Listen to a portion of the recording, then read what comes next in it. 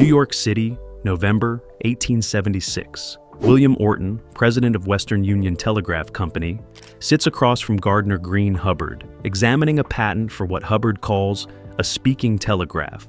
Orton listens politely, then delivers his verdict with the confidence of a man who commands the most powerful communications network in America.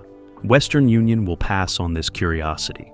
The device is nothing more than an electrical toy with no commercial value, a parlor trick that might amuse dinner guests but could never threaten the serious business of telegraphy. Hubbard's asking price, $100,000, is dismissed as absurd for a novelty that requires shouting into a membrane to transmit garbled sounds barely 2 miles. 3 years later, Orton would be dead, his company forced to surrender its entire telephone operation to the inventor he had mocked, and the telegraph empire he built would begin its slow, inevitable collapse into obsolescence. The Telegraph Empire. In 1876, Western Union was not just a company. It was the central nervous system of American commerce. Every significant business transaction, every stock trade, every urgent message that mattered moved through their wires in dots and dashes. The company operated over 200,000 miles of telegraph lines, connecting every major city in the United States. They employed over 10,000 operators, maintained exclusive deals with railroads for rights of way, and held patents that locked competitors out of the market. The economics were absolutely brutal for anyone trying to compete. Building a telegraph network required massive capital investment. You needed to string wires across hundreds of miles, build telegraph offices in every town, hire and train operators in Morse code, and maintain equipment across vast distances. Western Union had spent decades and millions building this infrastructure. The network effects were insurmountable.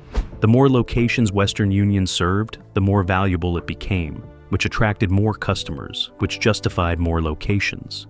It was a self-reinforcing monopoly that seemed as permanent as the railroads themselves. The telegraph operators were the priests of this system.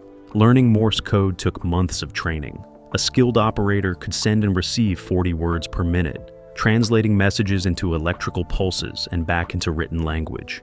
These men, and they were almost exclusively men, commanded respect and decent wages because their skill was essential and difficult to replicate. The telegraph office was the gateway to the modern world. Farmers checking grain prices, merchants coordinating shipments, newspapers gathering stories from distant cities.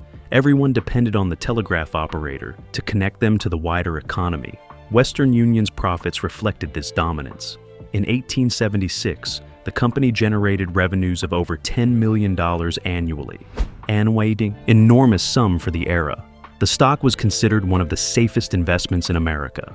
William Orton had transformed the company from a regional carrier into a national colossus by aggressively acquiring competitors and expanding the network. He understood better than anyone that, in the telegraph business, monopoly was not just profitable, it was the only viable business model. The technology itself seemed to have reached its final form.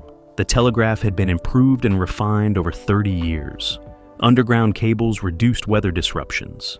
Duplex and quadruplex systems allowed multiple messages on the same wire. Automatic repeaters extended range. Every technical challenge had been met and solved. The system worked. It was fast, reliable, and ubiquitous. To the men who ran Western Union, the telegraph represented the permanent solution to long-distance communication. The idea that something could replace it seemed absurd. But the telegraph had a fundamental limitation that everyone had learned to accept. It required translation.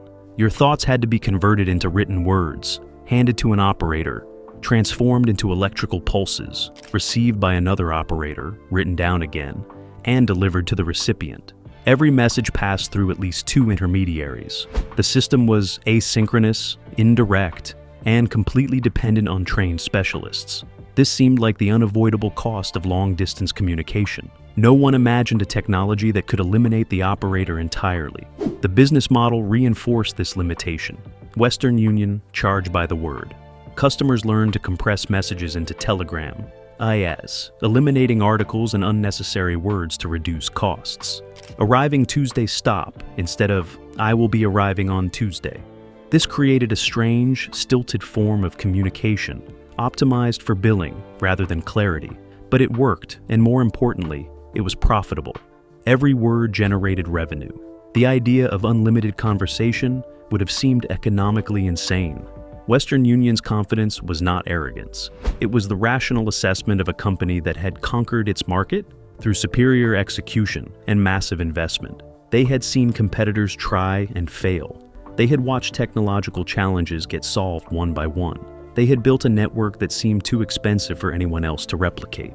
When Gardner Hubbard walked into Orton's office with Bell's patent, he was asking Western Union to bet against everything they knew to be true. The telephone's impossible promise. Alexander Graham Bell was not a telegraph expert. He was a teacher of the deaf, obsessed with the mechanics of human speech. His father had invented visible speech, a system of symbols representing the position of the mouth and tongue during sound production.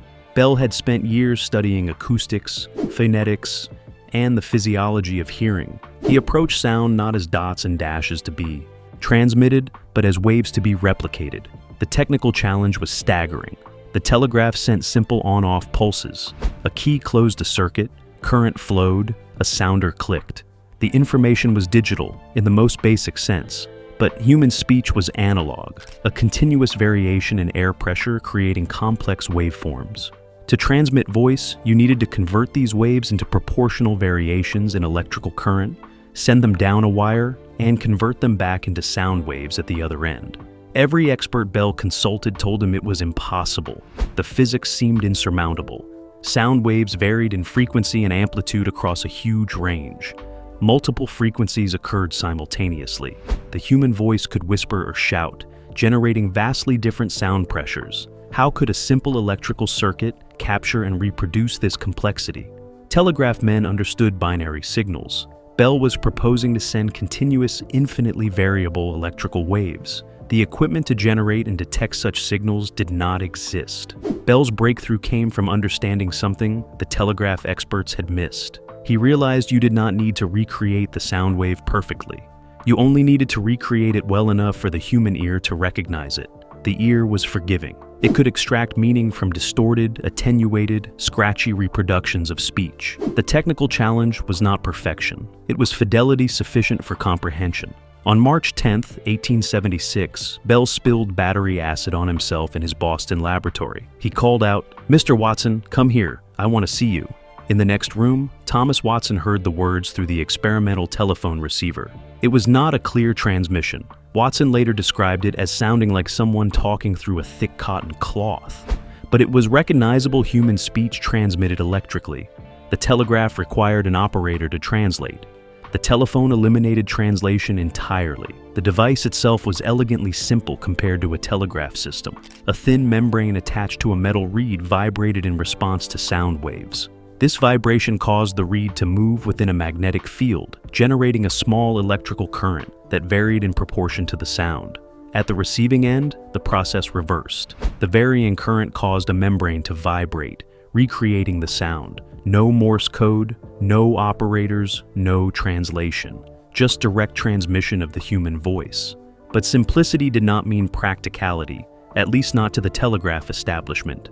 The early telephones had severe limitations. They could only transmit about 2 miles before the signal became too weak to understand. The sound quality was poor. Background noise interfered with transmission.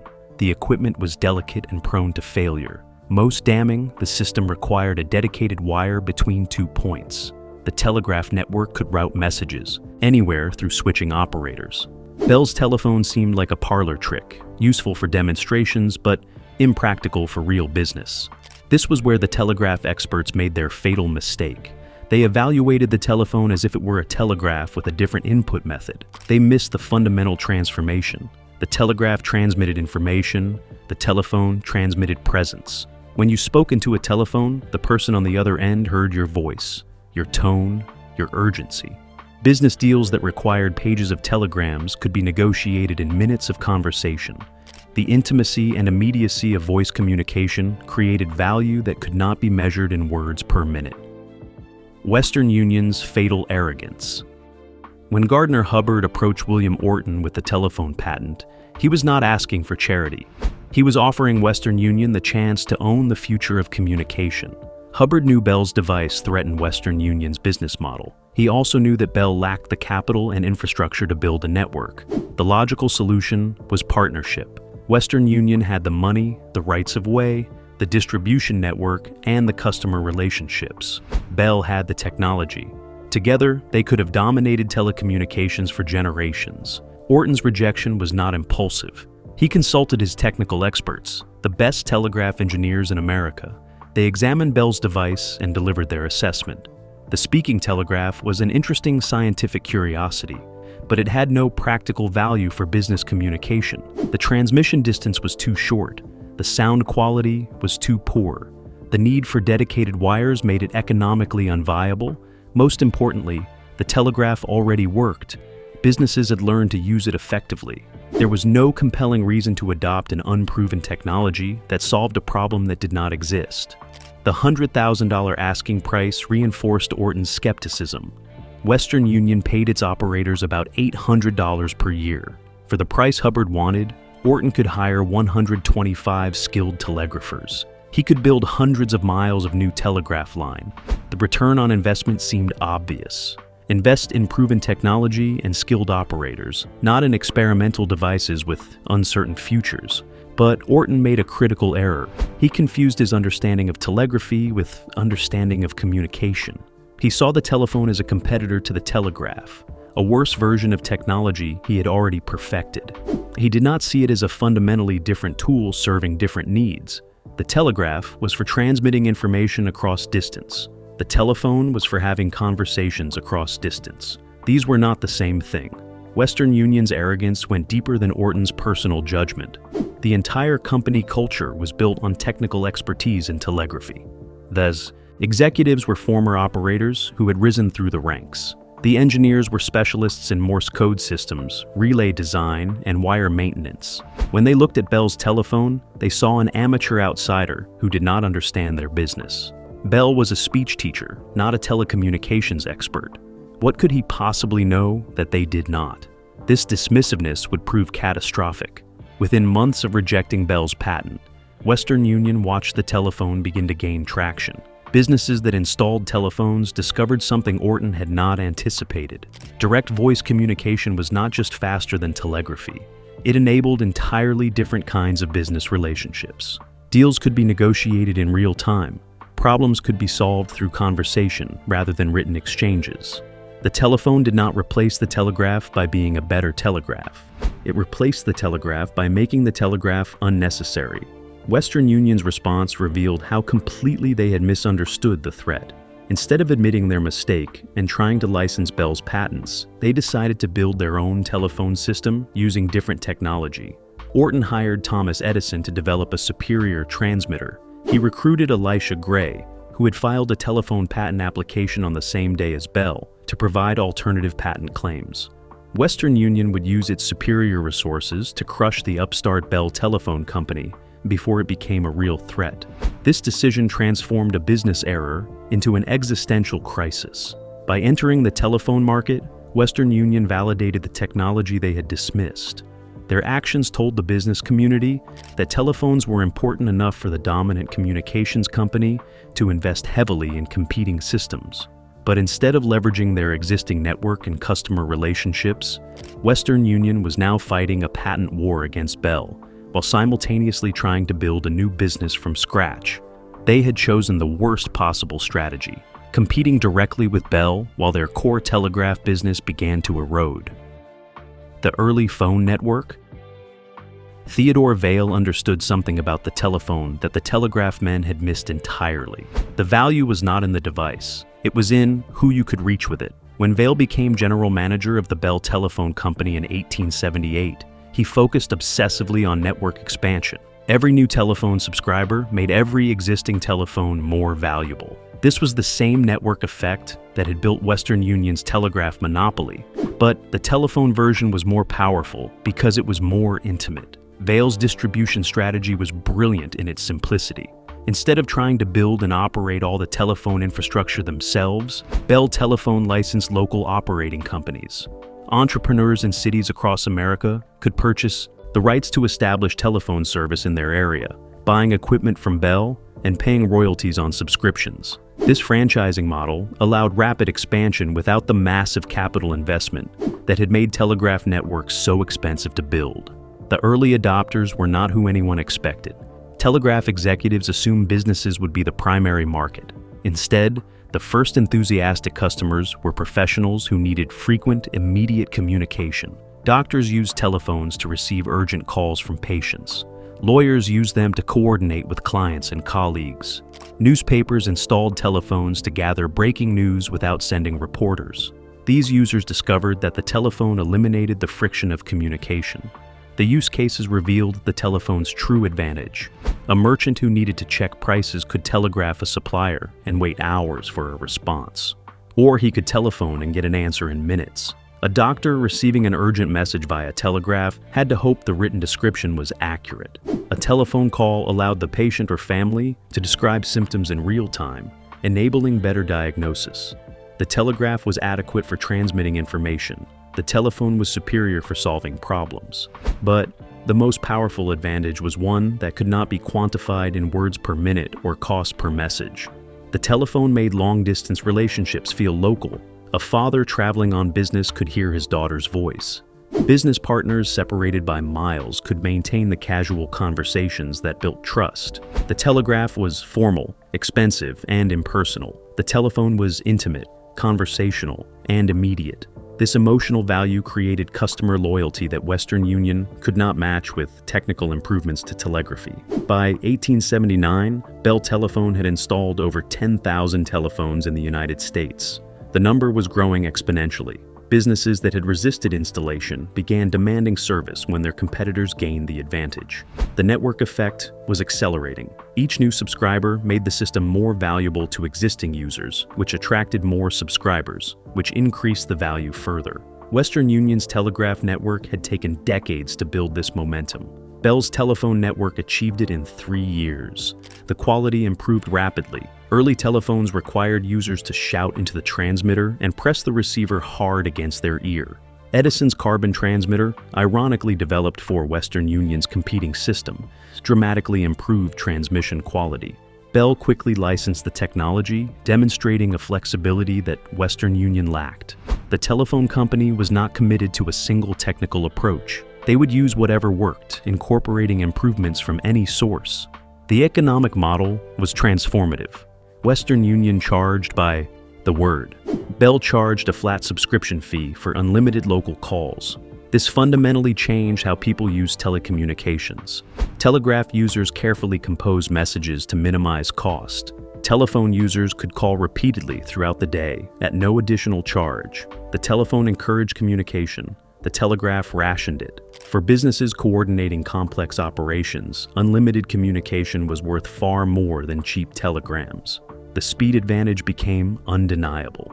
A simple business question that required telegraphing a query, waiting for the operator to transmit it, waiting for the recipient to receive and read it, waiting for them to compose a reply, and waiting for that reply to be telegraphed back could take hours. The same exchange via telephone took minutes. In fast-moving markets, this speed difference was the gap between profit and loss. The network war Bell's patents became the battlefield. Western Union claimed that Elisha Gray had invented the telephone first, that Bell had stolen the idea, that the patents were invalid. They filed lawsuits challenging Bell's exclusive rights. They offered their own telephone service using Edison's transmitter and Gray's receiver, arguing these were different inventions not covered by Bell's patents. The legal strategy was clear: tie Bell up in court, drain their resources, and dominate the market through superior capital and distribution while the lawyers fought. The patent litigation revealed Western Union's desperation. They were not just defending their telegraph business. They were trying to prevent the complete obsolescence of their core technology. If Bell's patents held, and if the telephone proved superior to the telegraph, Western Union faced a future where their massive infrastructure investment became worthless. The company that had seemed invincible 3 years earlier was now fighting for survival. Bell's defense was technically simple, but legally complex. Alexander Graham Bell had filed his patent on February 14, 1876. Elisha Gray filed a caveat, a notice of intent to patent, on the same day hours later. Bell's patent application was complete and specific. Gray's caveat was preliminary and vague. Under patent law, Bell had priority. But Western Union argued that Gray had conceived the idea first, that Bell had learned of Gray's work through connections at the patent office, and that Bell had fraudulently modified his application to include Gray's innovations. The legal battle consumed massive resources on both sides. Depositions, expert testimony, technical demonstrations, and conflicting accounts filled thousands of pages of legal documents. Western Union brought the full weight of their corporate attorneys against the much smaller Bell company. They calculated that Bell would eventually run out of money or patience and settle on favorable terms. They miscalculated how much the telephone's commercial success would finance the legal defense. While the lawyers argued, the market delivered its verdict.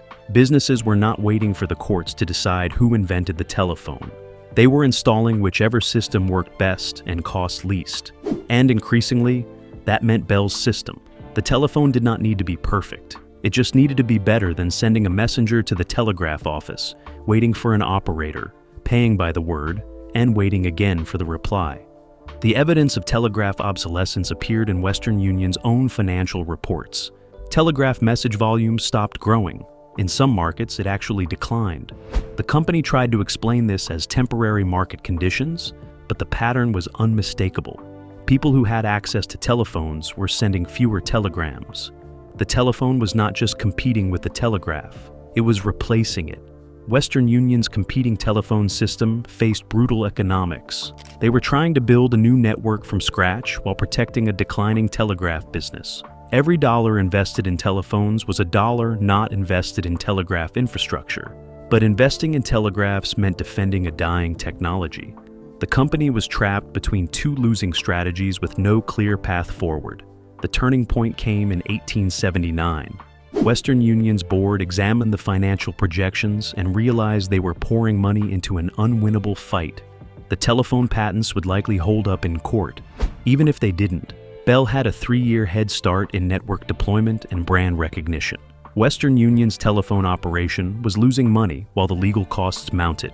Meanwhile, the core telegraph business was eroding as telephone adoption accelerated. The collapse. The surrender came on November 10, 1879. Western Union's board of directors signed away their future in a conference room that overlooked the same streets where their telegraph wires had once seemed as permanent as the buildings themselves. The terms were absolute. Western Union agreed to exit the telephone business entirely. They transferred their telephone patents, including Edison's transmitter improvements that had cost them thousands to develop, to Bell Telephone Company. They handed over their 56,000 telephone subscribers, customers they had fought to win. They agreed not to compete in the telephone market for the life of Bell's patents. In exchange, Bell agreed to stay out of the telegraph business and to pay Western Union 20% of telephone rental receipts for 17 years. The agreement was a complete capitulation, dressed up as a business arrangement. Western Union, the company that had dismissed the telephone as an electrical toy just 3 years earlier, was now reduced to collecting royalties from the technology they had rejected. The empire that William Orton had commanded was forced to acknowledge in legal documents filed with the court that it had catastrophically misjudged the future of communication. Orton himself would not live to see the full consequences. He died in April 1878, spared the humiliation of signing the surrender. The telegraph business would continue for decades, limping along on inertia and specialized uses. But everyone in the industry knew it was living on borrowed time. The economic data told the story in brutal clarity. In 1880, just months after the settlement, Bell Telephone Company revenue was approximately $5 million. By 1890, it had grown to $35 million. The telephone network expanded to over 250,000 subscribers, then kept growing exponentially. Western Union's telegraph revenue stagnated in the low teens of millions, then began a long, slow decline that would continue for half a century. The company tried to reposition telegraphy as a specialized service for situations where written records were essential: legal notices, formal announcements, international communications. But the market kept shrinking. Every year, fewer messages. Every year, smaller margins. Every year, more telegraph offices closing. The speed of the collapse shocked the business world. In 1876, Western Union was one of the most powerful corporations in America, a blue-chip stock that seemed as safe as government bonds. 3 years later, they had surrendered the telecommunications market to a company that had not existed when they rejected Bell's patent. The conventional wisdom had been that established infrastructure companies were immune to disruption. The capital costs were too high. The network effects were too strong. The expertise was too specialized. Western Union proved that no monopoly, no matter how entrenched, could survive a fundamental technology shift when customers wanted something the old system could not provide. The human cost was devastating for telegraph operators. These skilled workers, who had spent years mastering Morse code and operating procedures, found their expertise suddenly obsolete. A telegraph operator in 1880 earned decent wages, commanded respect, and had secure employment with advancement opportunities. The telephone required no special training. Anyone who could speak could use a telephone. The professional class of communications intermediaries was being replaced by direct person-to-person connection.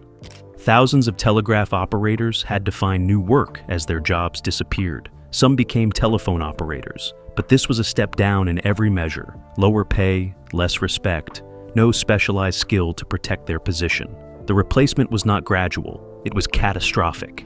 Businesses that had relied on telegraph service for decades switched to telephones as soon as lines became available.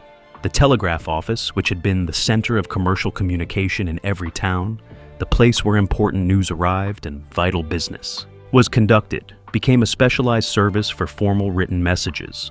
Telegraph operators who had been respected professionals, men whose skill connected their towns to the wider world, found themselves competing with telephone operators, often young women hired precisely because they would accept lower wages than skilled telegraphers demanded. Western Union tried to adapt.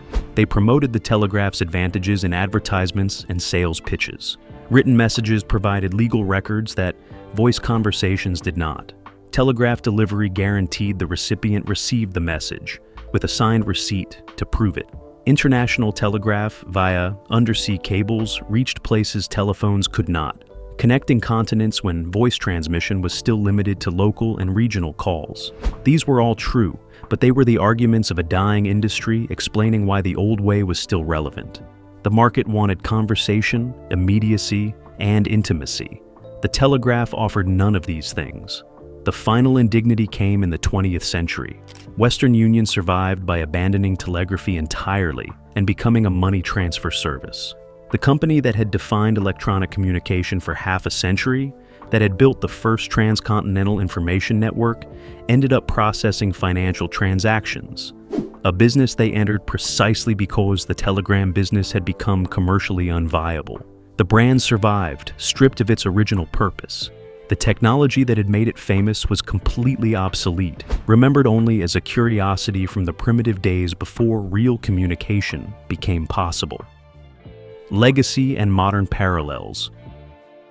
The Bell-Western Union War established a pattern that would repeat throughout the next century and a half. Kodak invented the digital camera, but dismissed it as a threat to film sales. Blockbuster laughed at Netflix's DVD mail service and rejected a buyout offer. Nokia dominated mobile phones, but completely missed the smartphone revolution. In every case, the incumbent had the resources, the expertise, and the market position to own the new technology. And in every case, they protected the old business until it was too late. Western Union's mistake was not technical. Their engineers could have built telephones as good as Bell's. The mistake was psychological. They could not imagine that their core competency, moving information via coded electrical pulses, might be replaced by something simpler and more direct. They evaluated the telephone as if it were a telegraph, judged it inferior by telegraph standards, and missed that it was playing an entirely different game. The lesson is not that established companies should chase every new technology. It's that they must understand what their customers actually value. Western Union thought they were in the information transmission business. Their customers wanted communication. The telegraph transmitted information effectively. The telephone enabled communication. Once businesses understood the difference, the telegraph was doomed. The network effects that had protected Western Union became the weapon that destroyed them. The telegraph required operators, codes, and infrastructure that took decades to build. The telephone required only a wire and two devices. As the telephone network grew, it became easier and cheaper to expand. The telegraph's complexity, which had been a competitive moat, became a liability. The telephone's simplicity, which the experts had dismissed as a flaw, became its greatest strength. Today, we live in a world that Alexander Graham Bell created. Every video call, every podcast, every voice message traces its lineage to that moment in March 1876, when Watson heard Bell's voice through a wire.